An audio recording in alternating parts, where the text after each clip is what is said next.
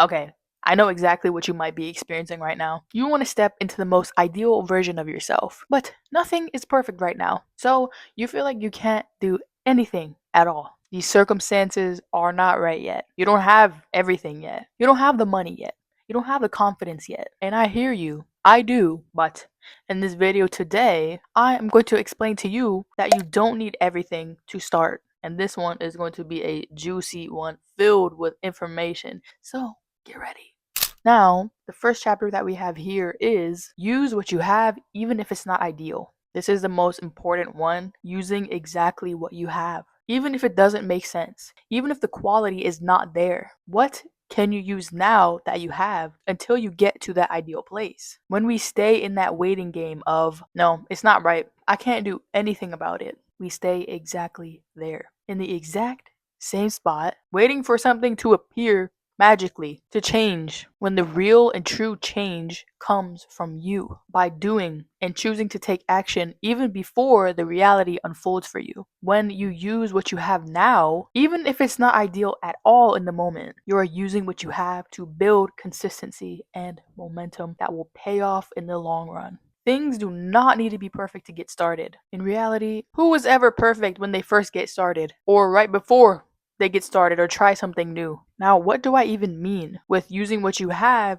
even if it's not ideal? Okay, let me give you a few examples. But in order to tailor this to your own life, you've got to ask yourself, what am I waiting on? What is keeping me in the exact same cycle to where nothing I want actually happens? Now, with that in mind, let's look at a few examples. Let's say you want to post on social media, but you don't have a camera, you don't have a mic, you don't even know how to edit videos at all. So you wait. You wait until you have the money to buy a camera. You wait until you have the perfect mic. You wait until you have the perfect laptop, the perfect editing software to where your videos look like your favorite creators' aesthetic videos on Instagram or TikTok. But what cycle does this continuously fuel? One of waiting. Waiting until the circumstances are right. And where do you end up?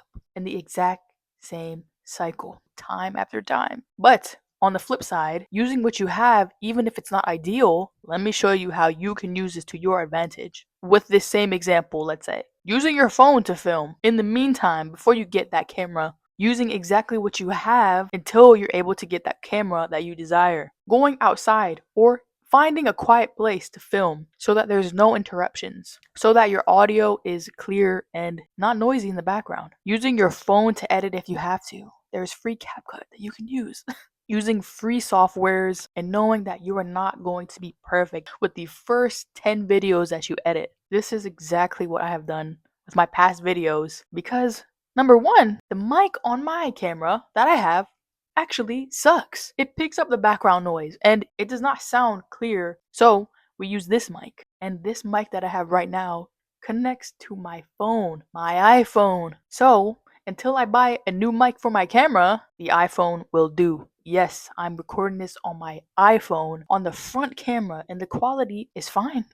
See, this is not preventing me from filming and posting my own YouTube videos. The quality is crazy. See? What? You see what I mean? You can get started right now. It's all starting with what you have until you want to upgrade or until you are actually able to upgrade. So instead of waiting for a camera, waiting until you can buy high quality mics, waiting for the perfect editing software to edit your videos, waiting until you have the perfect editing style, you start now using what you have and make it work. Then you can add those upgrades along the way to help compound your growth and uplevel your content or your visuals. Use this technique to your advantage to bend your reality to how you want it to look, not be a victim of your circumstances. Create what you can with what you have. You will be rewarded. Whoa. You will be rewarded. Whoa.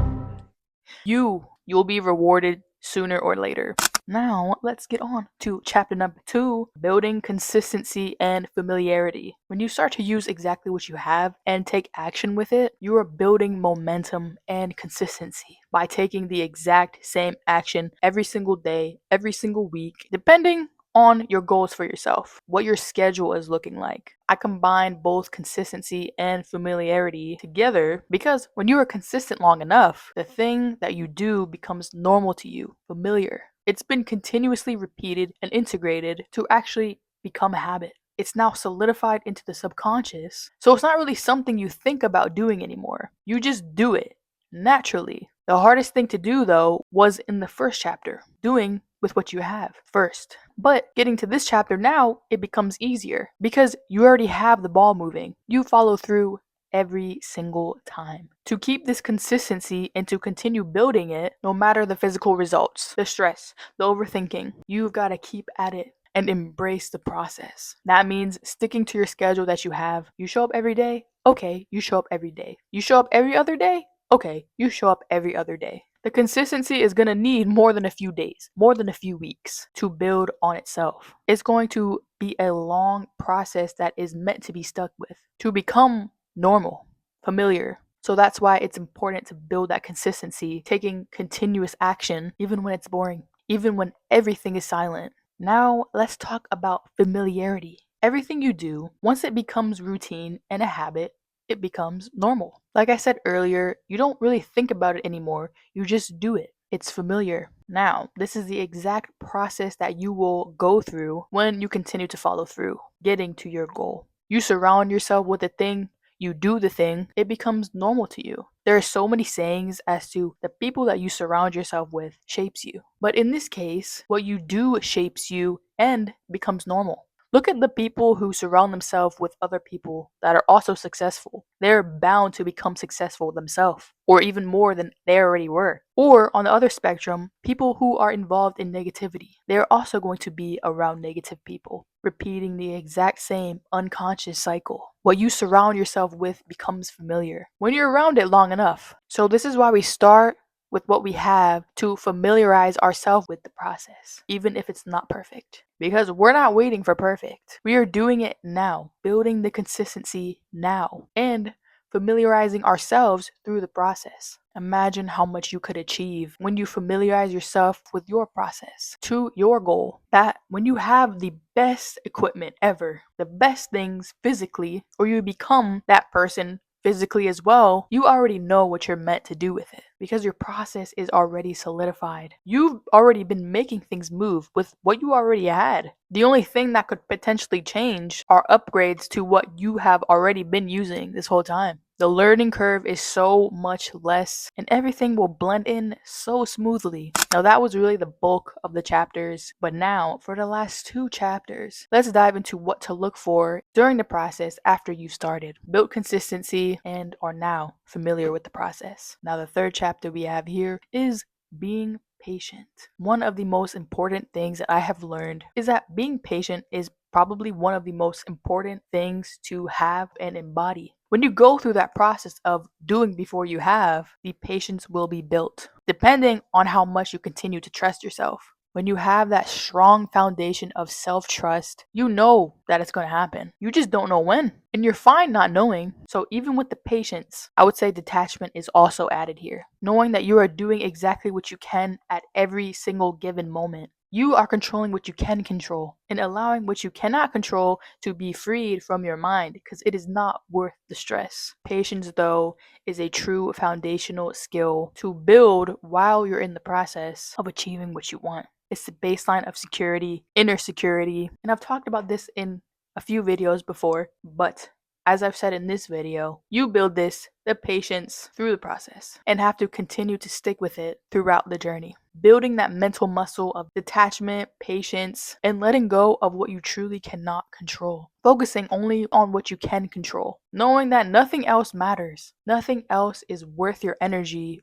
or worrying over. And now the best thing left to do is letting everything unfold as it's meant to. Now, the last and final 4th chapter that we have, adding more when the time comes. The best part, right? Adding more when the time comes. Adding your new camera to your setup, upgrading your mics, upgrading your editing software, whatever that looks like for you. But the question I ask you is, when is the right time to upgrade? And you will figure this out by paying attention to what is important in the moment, what your focus is on the course of your goal. And the more that you add what you wanted ever since the beginning, it all aligns as to what you have been envisioning since the beginning. And that is when the true magic truly appears. Manifestation. You did it. You created it by building from the inside and the outside. Your life changes the second that you decide you're done living in the passenger seat of your life. You take the action now using what you have, building the consistency, making the process and the habits familiar, building that consistency, making the process and habits familiar daily or weekly to where you remain patient,